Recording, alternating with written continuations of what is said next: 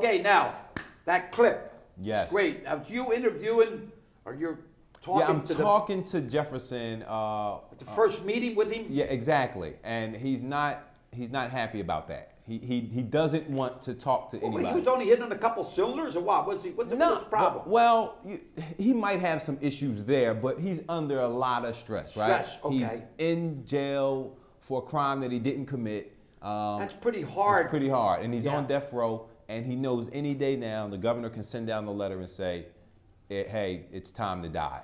Yeah, that was basically, and that's it. You know, I mean, that's just how it is. So, but we don't know whether he did or not, because this is a case where you're helping. But your main part was what? To help him stand up as a man. Exactly. Right. Exactly. Now I remember James Cagney. It was a movie about he was a killer and a bad guy. Which one? Oh yeah, White Heat. He copped it, and then he got convicted of electric chair. Right. So he said, "Yeah, I'm a tough guy." And then, so while he's walking with the priest in front of him, "Oh, please don't kill me!" Right. He turned coward. Wow. From a tough guy. I think. So. Right. What you were trying to say is as a teacher, teaching him to stand up as a man. Yes. Because there was nothing you could do. All the pardons were gone and everything. Right. So I don't even think he had any. We don't know whether he went. But the last minute, the governor could come up. We don't know whether the governor called or not. Right. See, in this case, you know, his lawyer, his public defender, had called him a hog. Called him a hog. A hog. Yes. His own lawyer. His own lawyer. He was trying to employ this strategy where he made the jury make him look crazy, so that like he was unfit to die that way, right? So wait a minute. Wait. Sometimes the lawyer will make the guy act crazy, so they won't electrocute him. Yeah, in this case, he just said he just wanted him to be a hog. He just called him a hog, and he wanted to act like a hog. No, he didn't want him to act that way, but he wanted the jury to see him that way, because if the jury seen him that way, maybe they'd have some pity for him and wouldn't convict him. You know, that is a challenge. Yeah. For the actor to come out with that. It is. It's tough. It's tough. What are some of the challenges? Like you're the teacher trying to make him a man. Right. Well, one of the first things is the show was in 1948. The play is set in 1948 in deep before the South. Miranda case. There was a lot of laws changed. The bus boycott in 1955 in Birmingham. Before all of that, so you know, as an actor, I have to transport myself back to that time. Now, I don't know anything about seeing another white man and looking down and, you know, just that kind of behavior. Yeah. So you had to put yourself in that. Right. So at the beginning of that's a challenge. It is. At rehearsal process, we took a few days to deal with that because, you know, I was having, you know, I would answer maybe how I might answer in the 21st century if someone was talking to me disrespectfully. You know, when then a black man couldn't have did that. Yeah. He'd be lynched or something like that. During the course, and that's why I think it's so important for people to come and see a show like this. You know, absolutely. Not only the acting is good, but the story, and it's something you take back with you. You know, we want to talk about prejudice. You know, and some of the biggest cases in United States history, there was something prejudice about their nationality or whatever it was, whether they were black, whether they were Italian, whether they were German, whether they were Irish. Right. Somebody on that jury, whatever it was, at a certain location of where. Now, the Sacco Vanzetti case, they were two brothers convicted. You know, none of the brother were buddies. They worked together, and they were convicted of. Now they couldn't speak English too well and all whatever. So I think if you look at the case, get your computer and look Sacco Vanzetti, and you'll see how that case now they're finding out that the judge and the prosecutor and everybody. Now Bruno Hoffman, he was accused of kidnapping and killing the Lindbergh. Lindbergh, the first guy that flew over. Right. Yeah. So now they're starting to find out that because this guy was German, he couldn't speak English. You know, there was a lot of hatred because of the Germans and the war and all. So there's always that prejudice, whether you're white, black, whatever. Yeah, I think every ethnic group that has come to America. So we have to be watchdogs. We have to be watchdogs. Absolutely.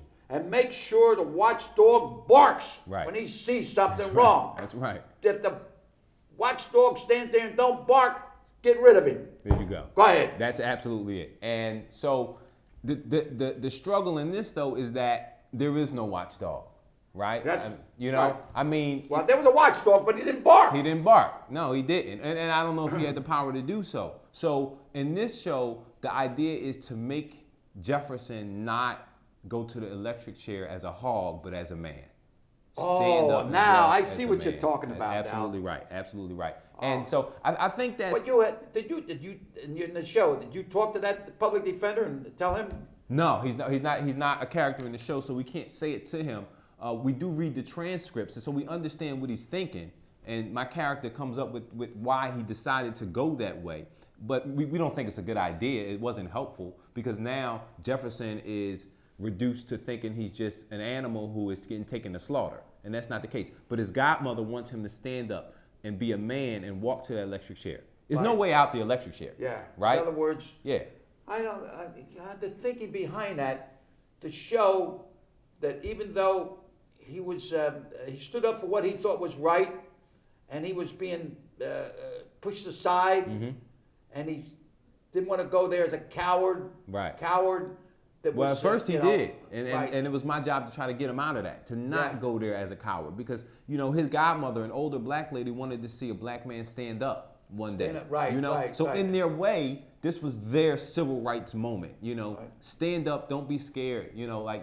Things will get better. He was going to heaven. That's the belief of the family and all of those folks. I think. There's some great themes here, and I know a lot of high schools in the area and around the country have read this play and the book, and that's why it's so relevant, because we talk, in the show I'm a teacher, right? So I talk a lot about resources in the school not being there and some of the unruly nature. In other words, your experience as teaching children? Absolutely.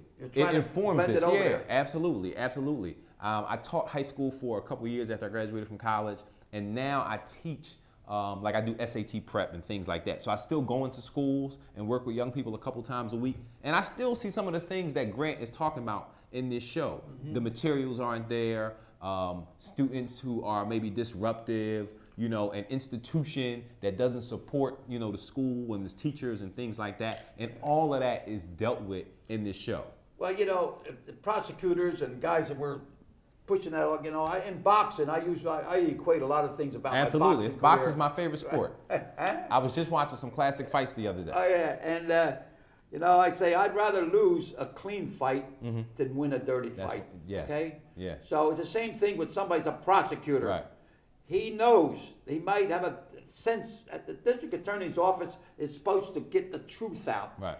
And while in court of their investigation, they find out that this guy didn't do it. Right. They dismiss it. Absolutely. See, that's what it's about. That's what it's about. In many cases, the district attorney will do that. Right. But then again, sometimes you get some aggressive guys that they don't care. They just want to get, bang, bang. And that's why stories. It's always aggressive in whatever, every occupation. Absolutely. And that's why stories like this exist, because people stepped over the boundaries, or they just ignored human value. It just was a time in this country when that was the case, and the institution supported it. In this case is in Louisiana, but it certainly could have happened in Philadelphia, Chicago, Boston, wherever. You know what I mean? It's just something that we seen over time, and so this story kind of it takes us there. I mean, when somebody is found guilty, and he's a murderer and he killed someone.